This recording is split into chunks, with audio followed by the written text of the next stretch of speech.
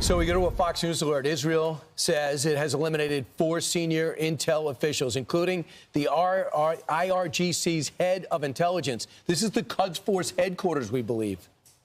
It comes as Iranian missile strikes kill at least 8 and injured hundreds more as rocket fire rained down on central and northern Israel overnight. Trey Yingst is live in Israel with the latest. Good morning, Trey. Yeah, hey guys, good morning. Overnight missiles rained down across Israel, killing at least 8 people, some of them slipping past missile defense systems at 5 different locations, destroying both apartment buildings and residential blocks. We got to one scene in the heart of Tel Aviv, just blocks away from the U.S. Embassy branch here that was also damaged in that strike. And when we got there, first responders were rushing into the flames, trying to look for survivors in the rubble. We spoke with one man named Gallup. Here's what he had to say. When the missiles arrived, we were in the staircase in the building. And the shock was like so huge. I never saw even a piece of a rocket. And to see an explosion right in front of my face and my brother's face, crazy. A ballistic missile has just slammed into a building in the center of Tel Aviv. Right now, first responders are trying to put out the flames in the distance. You can see right now there are a variety of paramedics on the scene, police officers and soldiers. And if you come over here, you'll see part of a collapsed building. They don't know if anyone is currently inside, but they are checking right now. The Iranians continue to launch waves and waves of ballistic missiles into this country. Overnight, we understand there were 65 missiles, and they were targeting a variety of locations. We could hear the explosions in Tel Aviv as some were intercepted overhead by Israel's advanced missile defense systems. The Israelis are striking back, taking out top intelligence officials from the Iranian regime, including the country's chief intelligence officer and his deputy.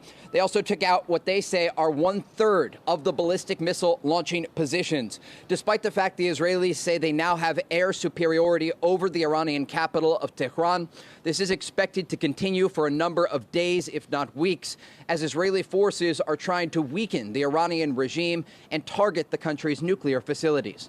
Guys, back to you. Hey, Trey, would you say the number of ballistic missiles, rockets, and drones are leveling off from night after night after night? Because that's what Israel is banking on, that they're going to locate the launchers, they're going to run out of rockets, they can't replenish, and they have no air defense. So is that happening?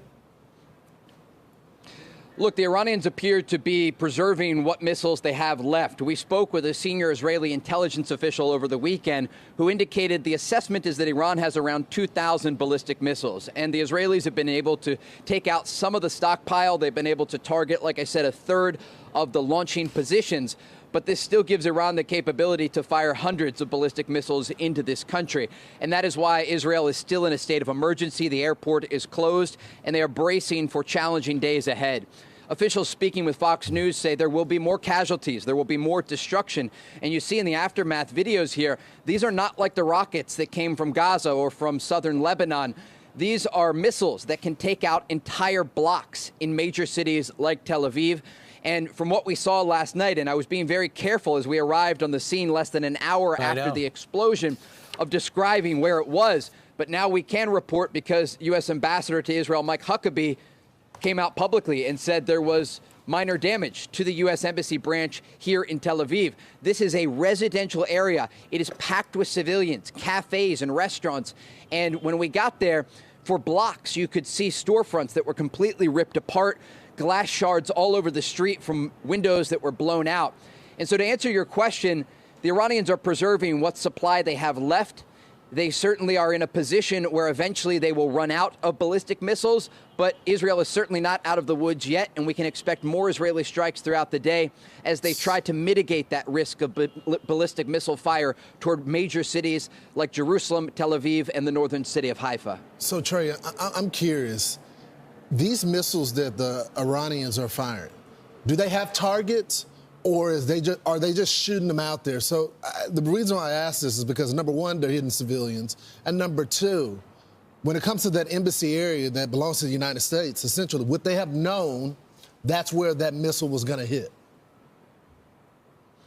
Yes, They have precision-guided munitions, and they know broadly where they are firing these. And without getting into too many details about some of the targets that were hit, I can broadly tell you that the Iranians are going after military and civilian targets. Now, with that said, the Israelis are striking in a much more precise manner when they hit Iran. They go after military leadership. Certainly civilians have been killed in Iran, but the focus of Israeli strikes, it's IRGC targets and its nuclear program-linked targets, along with the country's ballistic missile program. When the Iranians fire these barrages of missiles, they're often hitting densely populated areas. And as we saw earlier in the day yesterday, at a different location that had been hit, the entire half of an apartment building collapsed after one of these missiles struck an area and killed 2 children, along with 2 adults, and many other people were injured. And just to give you a sense of the scene, because we often talk about the missiles and we talk about the ability to intercept them and how many are being fired by Iran, but the people that are paying the price, it's Israeli civilians. And when we arrived at that scene earlier in the day yesterday, separately from where you saw that insert where I spoke with the wounded man, we saw a son, and he was wearing a hospital gown because he had been taken from the rubble to a local hospital, and he demanded that the doctors and nurses release him, despite the fact that he was wounded, because his father was still buried under the debris. And we brought you that story yesterday, but unfortunately his father was killed. His body was pulled from the rubble later in the day after we left that area.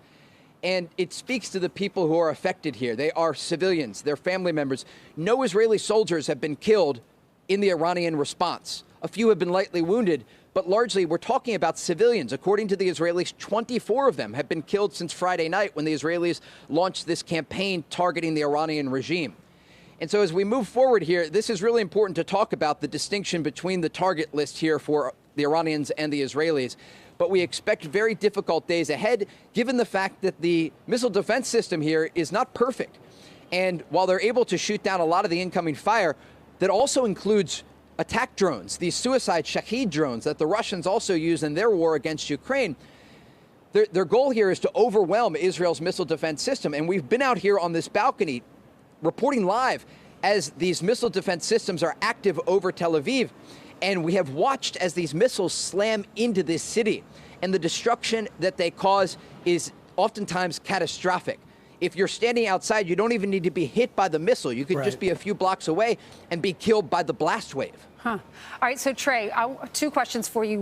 What's the feel there in Israel? What are the people who live there, the residents, saying about this attack on Iran and vice versa? And then also, what's the biggest fear? What is left? What should Israel and even America be scared of that is left in Iran? Is it more leaders? Is it the Ayatollah, the supreme leader? Is it Fordo, the nuclear site? Yeah, look, the Iranians have 2 pieces of leverage left, and they're not relatively strong compared to what they had when you think back 2 years ago, when their proxies were very active in the region, like Hezbollah in Lebanon, Hamas and Islamic Jihad in Gaza, or the Houthis in Yemen. These groups have been largely decimated by both the Israeli campaign and then in Yemen, partially the American campaign. So they don't have the proxies to respond. So they're relying on 2 things: the country's ballistic missile program that is limited. They can certainly cause damage, but eventually they will run out of missiles. And then they have the ability to ratchet up what's left of their nuclear program. Now, the Israelis have targeted 2 key facilities, the Natanz facility and the Isfahan facility. These are locations where the Iranians were, according to Israeli officials, pursuing ballistic missiles, but they were pursuing, more importantly, according to the Israelis, nuclear weapons. And they were enriching uranium up to 60% purity, very close to weapons-grade material. And that is one of 3 reasons the Israelis say they launched this campaign. The big X factor here is the Fordo facility. This is their main facility. It is deep underground. And according to initial reports and officials that we've talked to over the past almost decade here, they say they don't have all of the munitions needed. Now, we should note, overnight, there was some movement of American interest in American planes to the region. There are real questions, and when you ask about Israeli civilians and officials, this is the question that everyone has. Will the Americans get more directly involved? I spoke with a very high-ranking Israeli intelligence official over the weekend. We had an extensive 30-minute conversation, and we got into the details of this. He stopped short at talking about what the American support looks like. He said right now he can tell me the Americans are helping to shoot down these incoming ballistic missiles. And I said, well, in terms of military activity, what does that look like? Are you encouraging the Americans to get involved? And he stopped, he paused, and he said, I can tell you the Americans are not our colleagues. They are our friends. We would not be as successful as we are if we did not have the support of the Trump administration. But he didn't want to go into the details about possible American involvement in striking the Iranian regime. It is certainly possible, and when we talk to people in the streets, they're encouraging it. They want this to be over as quickly as possible, and they know that American involvement could lead to that. And so in the days ahead, we will look out to see if there is more movement of American forces in the region to prep for a possible strike. But one thing that we should note here, the Iranians have stopped short of doing one other thing that they can do. They have not directly targeted American bases in the region, and they've not targeted embassies in the region, like the U.S. Embassy in Baghdad. This is important because it's a tactical decision on their part. They don't want the Americans involved. But we've heard President Trump, and he said just yesterday, sometimes you have to let them fight it out. And that's exactly what's happening right now. But, Trey, for the most part, the nuclear plants, they hit all four of them, but it looks like Natanz and Fordo, nobody thinks that they've been disabled yet. The IAEA weighed in and said from their monitors in Vienna, they think they're still intact. So you could never stop this operation if your objective is to get rid of their nuclear program now. It's not done. It's certainly not done if their objective is to destroy the country's nuclear program. The IAEA came out today and said they didn't have any evidence of material that was leaking. That is one thing that they monitor in the region. It's just part of their job here in the Middle East. But the other thing is that when you think about these facilities, many of them are deep underground. And again, this is the leverage that the regime still has left. They can say, we're going to pull out of the current treaty that they're a part of to have oversight for their nuclear program. At this point, a lot of this conversation about leverage at the negotiating table is quite frankly irrelevant because there's a war happening between Israel and Iran right now. Now, the Trump administration, including the president, has been clear they'd like Iran to come back to the negotiating table, but Israeli officials say they're not done. They have many targets they still want to hit. Iran is a very large country. The regime has been preparing for this possibility of a direct war with Israel for decades. And so the job will likely continue from an Israeli perspective. As for the country's nuclear program, the question is, as the Israelis continue to hit Iran, and if the Americans get more directly involved, will the regime say, look, we want to come back to the table and we want to have an agreement? They were supposed to have a sixth round of nuclear talks just yesterday, and of course those were canceled as a result of this conflict. Trey, great job. You were just on a few hours ago reporting live from a bomb scene. Thanks. Great information. Yeah, I just don't think there's any way we should have talks now. You had your chance for talks. You can't. Now you're going to talk to try to preserve what's left of your nuclear program.